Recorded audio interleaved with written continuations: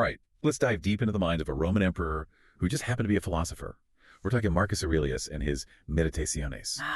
Yes. You know, the personal writings. Yes. We've got excerpts from a Spanish translation with commentary by Carlos Garcia Gual. I am so ready to get into this. Like, talk about a unique perspective on leadership, right, and life. Oh, it's fascinating. This juxtaposition of leading the most powerful empire in the world while seeking solace in Stoic philosophy. Yeah. It's pretty amazing. A school of thought that, prioritizes virtue and reason Yeah. and acceptance of what's beyond your control. I mean, the source material really paints this vivid picture Yeah. of contrast. So Marcus Aurelius grew up surrounded by luxury, the grandson of a powerful Roman politician. But the text really highlights how even as a child, he was drawn to the serenity and good character of his grandfather. It kind of hints at, this early appreciation for inner qualities over outward status. And what's fascinating is that this inclination seems to even deepen with his mother, Oh, interesting. Domitian Lucilla. Yeah. Despite her wealth and status, she was known for her simple habits, piety, and generosity. Values clearly reflected in Marcus Aurelius's own life and philosophy. So he's basically got these two paths, right, laid out before him. Yeah. You've got the traditional Roman emperor indulging in all the perks of power, and then you've got this pull towards a life of austerity and philosophical reflection. Exactly. And it seems like he's grappling with that tension from an early age. Absolutely. And his choice of mentors speaks volumes.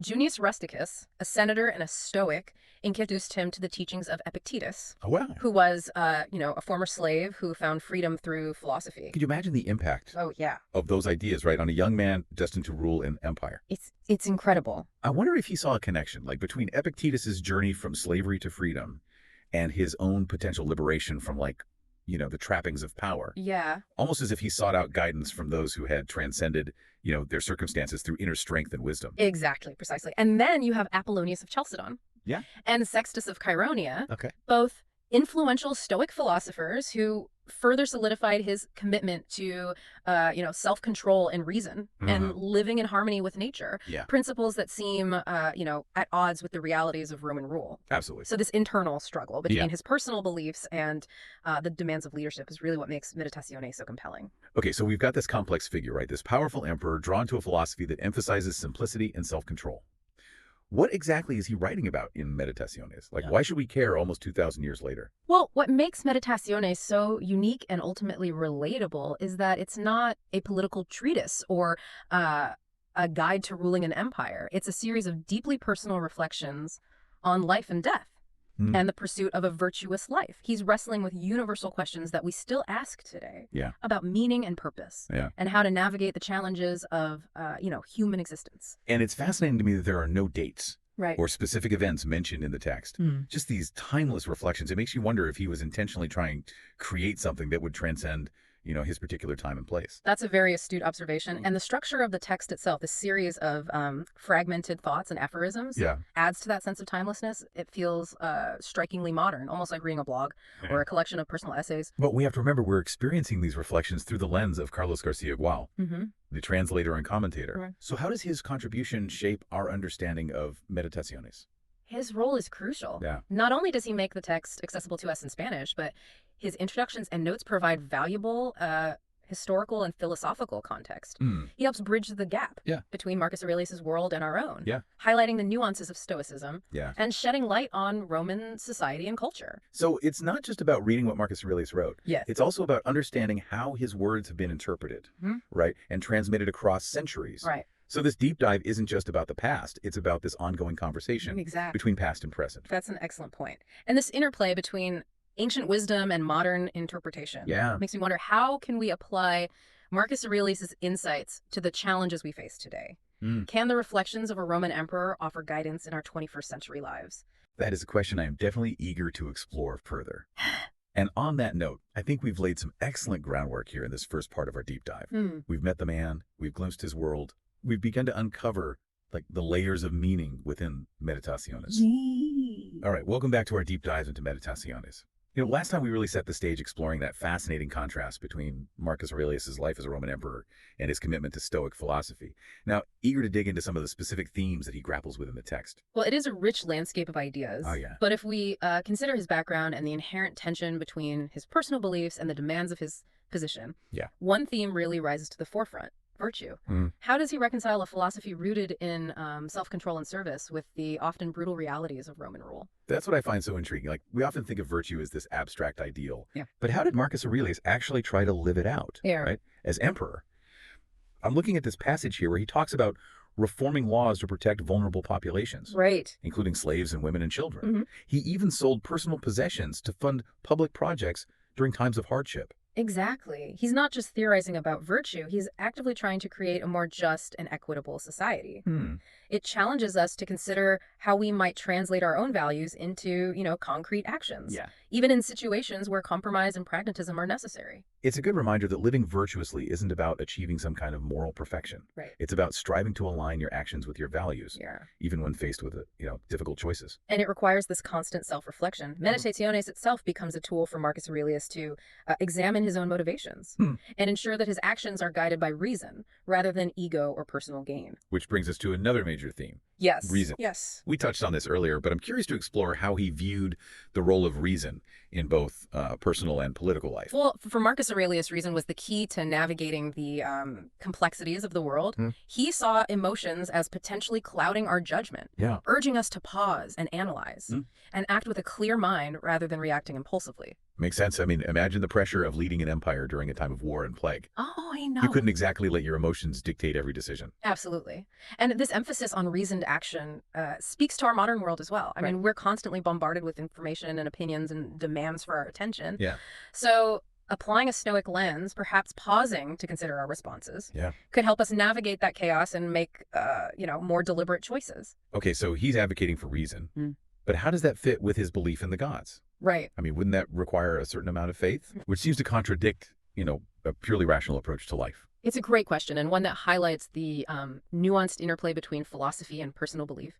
The Stoics believed in a rational universe governed by a divine logos, a universal reason that infused all things. They saw the gods as embodiments of this logos. So living virtuously meant aligning yourself with this cosmic order. So it's not about blind faith. No. But about recognizing this greater intelligence, right? That orders the universe, and about striving to understand and live in harmony with that intelligence. Yes, a beautiful way to put it. And this acceptance of a greater order actually ties into another key theme. Acceptance of what you cannot control. Remember, death is a recurring subject in Meditaciones, not as something to fear, but as an inevitable part of this universal cycle. He applies that same acceptance to, all aspects of life, recognizing that we can only control our own thoughts and actions, not the external events that befall us. It's a tough concept, especially when things aren't going your way. Yeah. But the idea that we have the power to choose our response, regardless of our circumstances, that's pretty empowering. It is empowering. Yeah. It's not about resigning yourself to fate or suppressing your emotions. It's about recognizing what's within your sphere of influence and focusing your energy on making the best of it. Right. And sometimes that means accepting things as they are without resistance. But didn't he also talk about service? He did. How does that fit with accepting things you can't control? Yeah. They seem almost contradictory. It's not a contradiction, but rather two sides of the same coin. Acceptance isn't passive. It's about acknowledging reality so you can act effectively. Okay. Service in this context becomes a way to contribute to the larger good, to make a positive impact on the world, even when facing circumstances you cannot change directly. So it's about finding that balance between acceptance and action, recognizing that while we may not be able to control everything, we can still make a difference through our choices and our actions. Precisely. And this interplay between acceptance and action, reason and virtue, it forms the bedrock of, Marcus Aurelius's philosophy and his approach to leadership. It's a model that may seem, far removed from our modern world. Yeah. But as we're seeing, these themes resonate deeply with challenges we face in our own lives. I'm already starting to see these connections between these Stoic principles and the struggles we face today. Everything from, like, managing stress to making difficult choices, to finding meaning in a world that often feels, chaotic and unpredictable. Exactly. And this is where the real value of Meditaciones lies. It's not just a historical artifact or a philosophical treatise. Yeah. It's a source of practical wisdom that can help us navigate the complexities of, human existence, regardless of our time or place. I'm excited to continue this exploration. But before we jump into the final part of our deep dive, I want to pause and ask you a question. Sure. What stands out to you as someone who has, spent time with this text? What's the most impactful lesson you've gleaned from Marcus Aurelius in Meditaciones? What strikes me most is the inherent tension in his writings. He's this powerful figure grappling with immense responsibilities, yet he finds solace in a philosophy that emphasizes humility and self-control and service to others. Yeah. It's a reminder that leadership isn't just about authority or power. It's about cultivating virtue and wisdom. It's about using your position to benefit others, not just yourself. That's a powerful message, and one that I think we can all apply to our own lives, I agree. whether we're leading a company or a team or simply trying to navigate our own personal journey. Absolutely. And it makes me wonder, how might our world be different if we all approach leadership with that same sense of purpose and responsibility? It's a good question. It's a question worth pondering. Yeah. But for now, let's shift our focus to the final part of our deep dive. All right. We've explored the man, the themes, but what about the legacy? Mhm. How does Marcus Aurelius' life and work continue to influence us centuries later? Right. And what lessons can we carry with us from this journey into the mind of a philosopher king? Welcome back to the final part of our deep dive into Meditaciones. Yeah. You know, we've explored Marcus Aurelius' life, his unique brand of stoicism. Mm-hmm.